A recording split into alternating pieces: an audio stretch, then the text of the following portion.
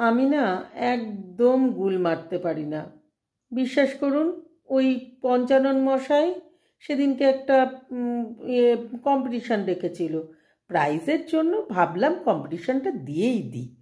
খুব ভালো লিখি তো, কম্পিটিশান না দেওয়ার কিছুই নেই, আমার কাছে হচ্ছে বা হাতের খেলা। তো চলে গেলাম। আর বলবেন না মশাই, চাঁদ অবধি লাইন, পুরো এতটা দূরত্বে। সে অনেক পরে গিয়েছিলাম তো, সেই জন্য আমাকে না চাঁদের রেলিং ধরে দাঁড়াতে হলো। আর 3 দিন সময় লেগেছে। ওই যে দাদুর পক্ষীরাজ ঘোড়াটা, ওটা চড়েই তো গিয়েছিলাম। মানে এককালে দাদু তো মস্ত বড় জমিদার ছিল না, সেই জমিদারির সময় থেকেই পক্ষীরাজ ঘোড়াটা আছে আমাদের বাড়িতে। আসল কথা, ওপর আলার সঙ্গে দাদুর খুব টেলিফোনে কথা হয়। না না, আমি কুল মারছি না, এ টেলিফোন আবার সে টেলিফোন নয়।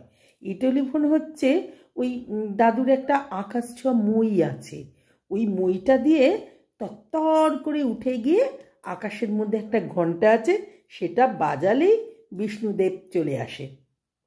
ওই কথোপকথন হয় মাঝে মধ্যে, রোজ রোজ একটু আদান প্রদান, কী হচ্ছে স্বর্গরাজ্যে, কোনটা ভালো হচ্ছে কোনটা মন্দ হচ্ছে। এই যে সেদিন যমরাজ এসেছিল, এসে কতক্ষণ গল্প করে গেল।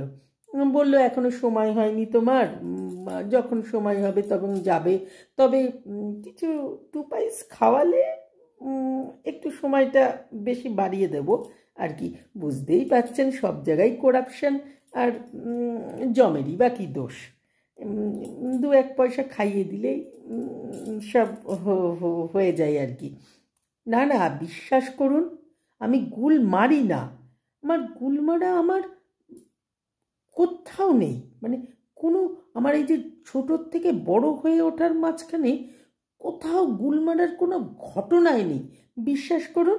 হ্যাঁ, একটা গুল ফ্যাক্টরি ছিল আমাদের, কিন্তু সেটা তো সে রাজপাটও নেই, সে কোথায় চলে গিয়েছে।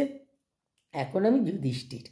ওই যে বলে না সবাই, হুম, হুম, আমাকে সবাই বলে এই সোমালিদি তো গুল মারতেই পারে না। আর গুল মারবেই বা কী করে? গুল মারতে গেলে একটা ট্যালেন্ট চাই, সে ট্যালেন্ট তো সেরকম এখন আর নেই। এই বুঝলেন তো, ওই যা বলছিলাম, চাঁদে আবার দাদু জমি কিনে রেখেছে, একটা পুকুরও আছে, কিন্তু পুকুরটায় মাঝে মধ্যেই এই এখান থেকে পৃথিবী থেকে জল সাপ্লাই করতে হয়।